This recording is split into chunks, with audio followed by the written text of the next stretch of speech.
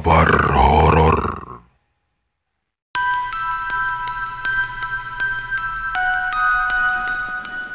Selamat malam Sobat Kahor dimanapun Anda berada. Masih bersama Bang Fawa. Malam ini Bang Fawa akan menceritakan sebuah kisah yang terjadi di sekitar awal tahun 90-an silam. Kisah misteri surau kecil di lereng sungai hutan Sumatera. Oke, tanpa berlama-lama, langsung saja mari kita ikuti kisahnya.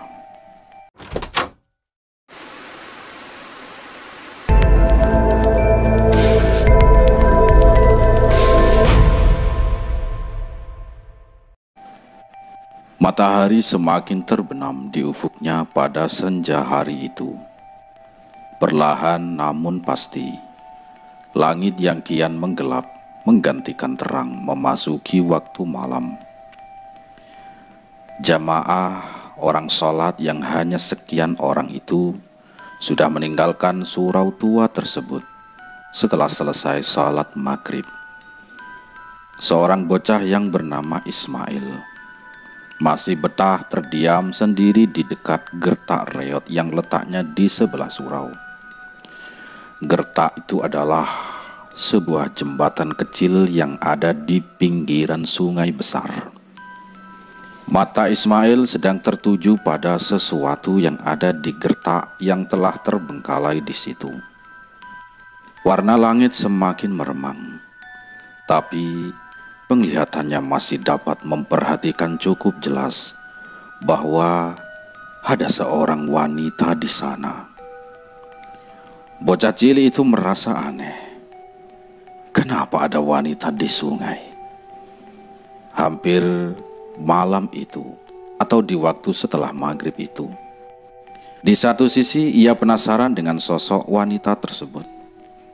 Entah kenapa, rasa-rasanya ia pernah bertemu atau mengenalinya. Sementara di sisi hatinya yang lain, ia ragu bahwa ia kenal dengannya. Perempuan yang tengah mandi pada jam yang tidak wajar tersebut sepertinya sadar kalau Ismail sedang sibuk memperhatikannya. Dengan gerakan pelan ia menolehkan wajahnya ke tempat Ismail termenung sendiri. Tak ada penerangan sama sekali di situ. Tapi Ismail melihat wanita itu melambai-lambaikan tangannya. Ismail merasa dipanggil. Sesaat ia ragu untuk menghampiri, walau sebenarnya ingin sekali ia menemui perempuan yang tampak tak asing tersebut. "Ismail, sini, sini," bisik si wanita itu agar Ismail mau mendekat. Seperti hilang kesadaran, pelan-pelan Ismail berjalan maju menuju orang yang memanggilnya itu. Ketika kakinya menginjak ujung gertak, ada tangan merangkul erat bahunya. "Hei, mau ngapa kau?" sergah lelaki tua tersebut. Ismail tergagap ketika tahu-tahu ia sudah dirangkul oleh Wak Busran, nama lelaki tua tadi. Ismail berpaling ke tempat ia dipanggil perempuan barusan. Barulah ia sadar tak ada orang lain di situ selain dia dan Wak Busran. Wanita yang tadinya mandi di situ telah hilang dalam sekejap. Hanya lengang dan sepi mencekam yang terasa menggigit di tepi sungai tersebut. Ismail tak mengerti. Tiba-tiba ia jadi ketakutan sendiri. "Dari tadi aku perhatikan kau melamun di sini. Lalu kau mau nyebur pula ke dalam sungai itu. Kau nih cari penyakit ke apa?" Wak Busran menegur lagi. "Kalau sudah habis sholat maghrib, cepat-cepat pergi balik. Jam segini jamnya jin pada keliaran. Kau bisa kesambat." Ismail hanya bisa mengangguk mendengar nasihat dari Wak Busran. Ia pun mematuhi perintahnya dan segera berlari pulang ke rumah. Kejadian malam kemarin masih membekas di kepala Ismail. Perasaannya memang berkata ia seakan kenal dengan si wanita yang ia temui itu. Tapi ia tak mampu mengingat siapa dan kapan ia pernah melihatnya sebelum ini. Selepas beberapa hari berlalu, akhirnya ia melupakan peristiwa aneh tersebut. Sore harinya gerimis membasahi langit tanpa henti hingga waktu petang tiba. Berbekal sebuah payung hitam yang lusuh, Ismail pergi berjalan ke surau satu-satunya di kampung pinggiran sungai tersebut. Ketika hendak pulang, setelah ia sholat maghrib, lagi-lagi langkahnya berhenti persis di dekat gertak yang sama seperti sebelumnya, dan si wanita yang kemarin ia lihat juga sudah ada di sana. Seutas senyum menggembang di bibirnya tatkala ia melihat Ismail. Tangannya melambai lagi, memanggil-manggil si bocah itu agar mau mendekat. Ismail ingin sekali menemuinya untuk memastikan siapa sebenarnya sosok familiar itu. Payung lusuhnya terlepas dari pegangan. Tak ia hiraukan tubuhnya yang ceking itu basah bermandikan air hujan. Dihampirinya wanita yang berdiri di ujung gertak itu. Di tengah derai gerimis, sayup-sayup Ismail mendengar suara tawanya yang bernada mengerikan. Ismail menatap dengan pandangan kosong serta mulut membisu. Tanpa ia sadari, ia telah berjalan hingga di ujung. Si wanita mengulurkan tangannya untuk meraih Ismail yang berjarak semakin dekat dengannya. Hanya tinggal selangkah lagi jarak antara Ismail dan wanita itu. Akhirnya, ia dapat melihat wajah sosok yang ada di depannya sekarang. Ismail terkejut setengah mati. "Ama!" Pegiknya dengan lantang. Jantungnya nyaris copot saat menyaksikan ibunya sedang berada di hadapannya saat ini. Pantas ia merasa kenal dan tahu sosok orang tersebut. Namun di detik berikutnya, Ismail merinding dan merasakan ketakutan yang sangat luar biasa. Karena ia tahu jika sosok ini bukanlah sosok ibu yang sesungguhnya. Mana mungkin ibunya bisa ada di sini, sedangkan beliau telah meninggal lebih dari setahun yang lalu. Perempuan menyerupai ibu Ismail itu menyeringai lebar. Wajahnya jadi begitu menakutkan. Suara tawanya semakin keras keluar dari mulutnya yang melebar. Ia berhasil menggiring calon korbannya masuk ke dalam perangkap. Ismail hendak melarikan diri. Sayang, gerakannya masih kalah cepat dengan makhluk berwujud ibunya tersebut. Jari-jarinya yang berkuku runcing menancap kemudian mencengkram pergelangan kaki Ismail, sehingga bocah malang itu tersungkur dengan keras. Ismail memekik kesakitan tanpa memberi kesempatan untuk bangkit.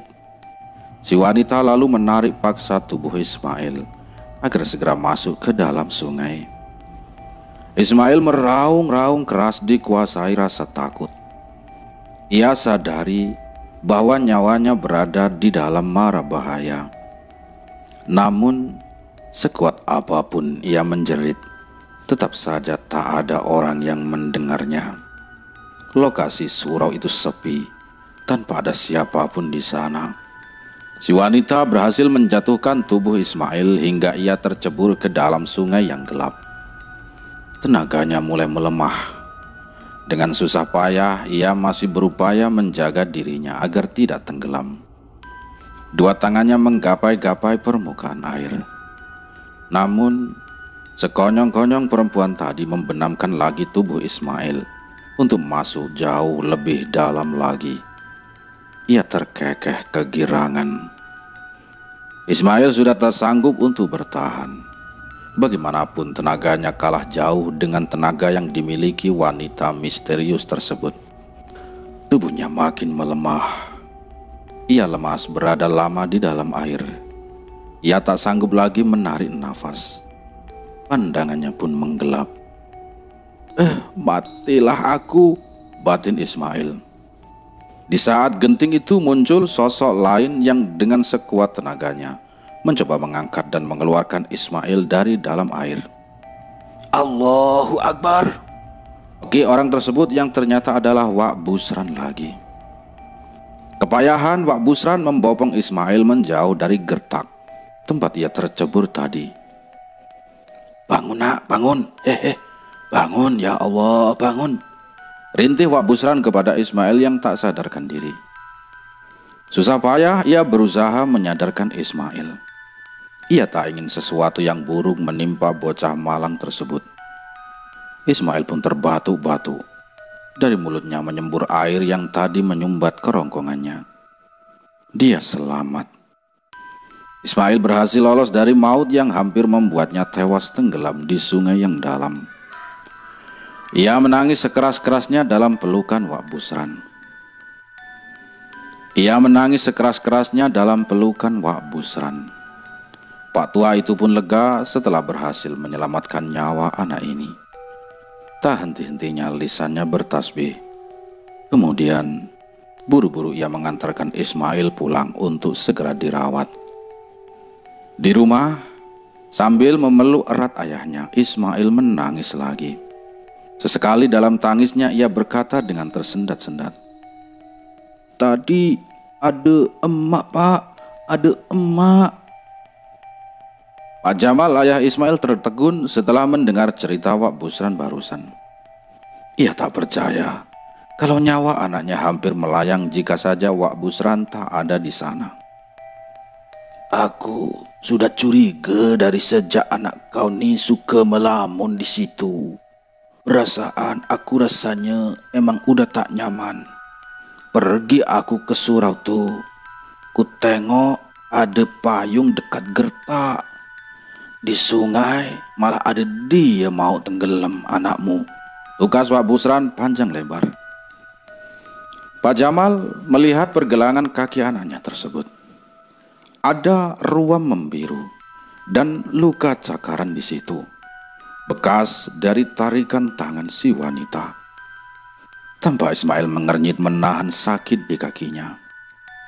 "Sekarang bulan naas, penunggu sungai agi nyarek tumbal. Jaga anak kau ni baik-baik mal.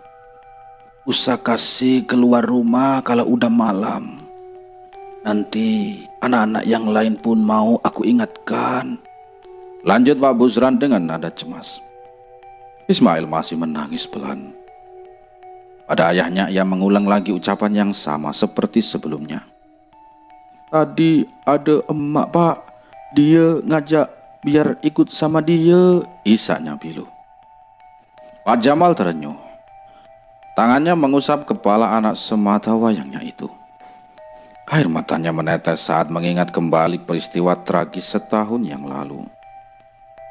Kala itu, Nurhaya, istri Pak Jamal, pamit hendak mencuci pakaian di gertak dekat surau tersebut.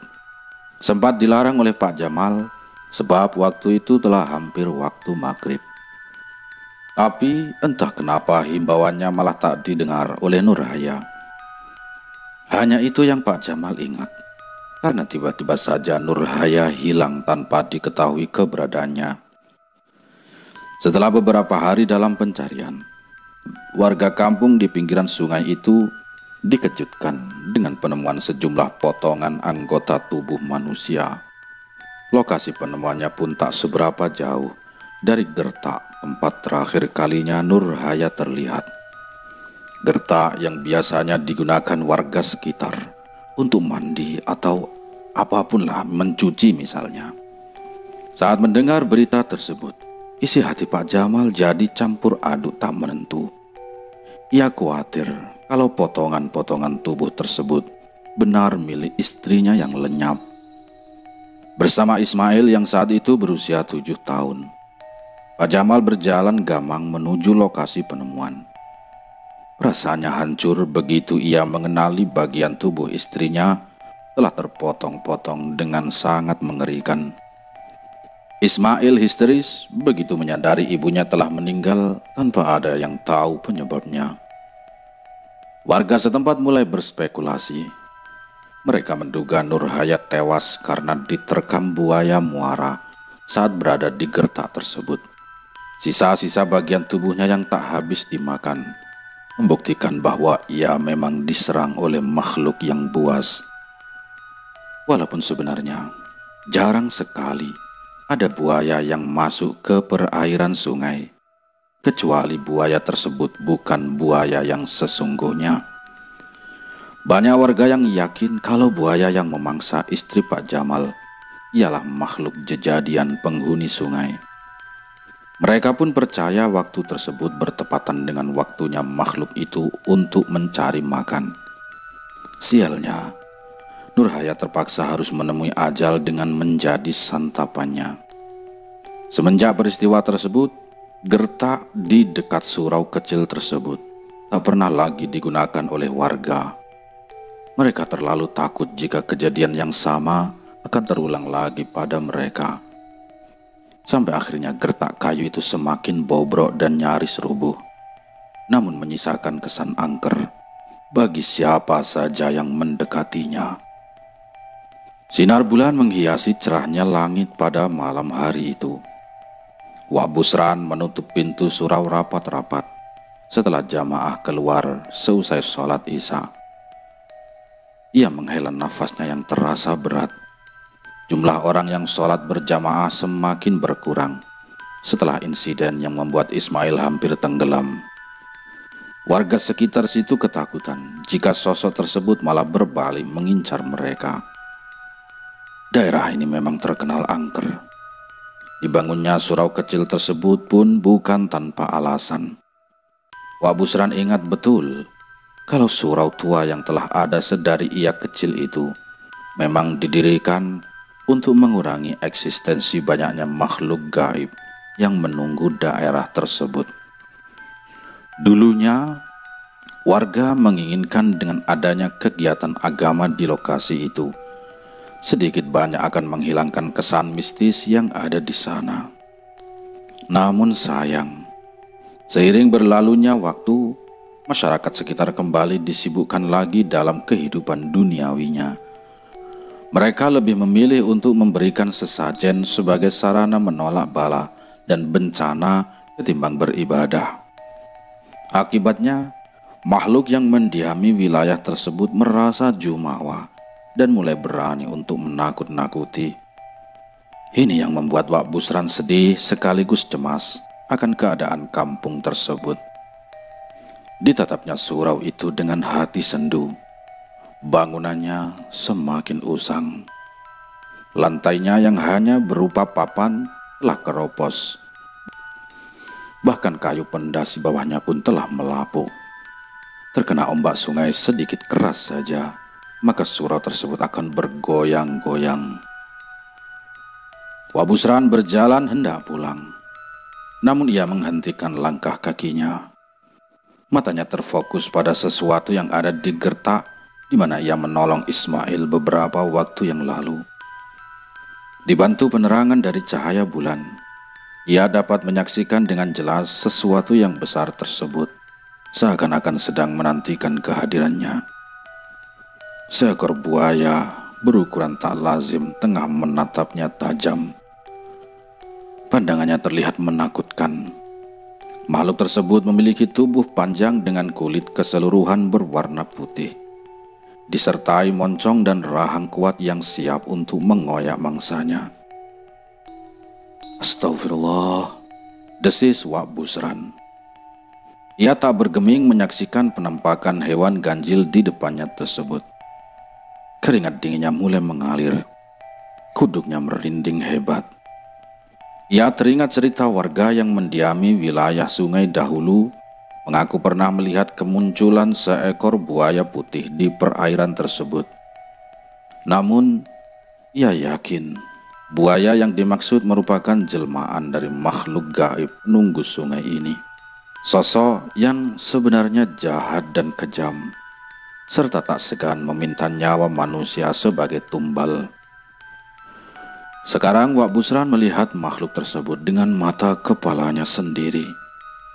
Mungkin makhluk ini yang dulu memangsa Nurhaya, dan mungkin dia juga yang menyaru sebagai dirinya untuk membunuh Ismail. Sepertinya ia tak terima dan marah karena Wak Busranlah yang menggagalkan rencananya tempo hari. Sorot mata si makhluk masih tertuju lurus ke arah Wak Busran. Laki tua tersebut terdiam dan tak sanggup untuk bergerak. Ia telah pasrah jika buaya kejadian itu mau menerkamnya. Tapi jika ia masih diberi kesempatan untuk hidup, maka ia akan berusaha untuk melawan semampunya. Waktu berjalan terasa lambat saat mereka berdua saling berhadap-hadapan. Buaya besar itu mengeluarkan suara seperti geraman. Kemudian ia bergerak perlahan. Wak Busran semakin panik. Ia ingin lari dari situ, tapi timbul rasa tak mau kalah dari gertakan makhluk tersebut. Bagaimanapun caranya ia akan melawan. Tiba-tiba saja si buaya berpaling dari Wak Busran yang tampak penuh tekad. Kemudian ia menceburkan diri ke dalam sungai, hingga buaya itu menghilang di telan kegelapan malam. Setelah kepergian makhluk tadi, lemaslah kedua tungkai kaki Wak Busran. Alhamdulillah, desahnya. Setelah tadi ia dipenuhi rasa takut yang teramat sangat. Ia lolos dari maut yang baru saja mengintai. Besok mau kubongkar gertak terkutuk ini. Semoga nanti kejadian macam ini tak terulang lagi, tukas Wak Busran. Ia pun melanjutkan perjalanannya menuju ke rumah. Peristiwa aneh yang ia alami barusan akan selalu membekas di ingatannya. Surau kecil di pinggir sungai itu pun menjadi saksi bisu atas pertemuan mengerikan antara Wak Busran dengan sosok buaya putih tersebut untuk yang pertama dan yang terakhir hingga di penghujung usianya. Sekian.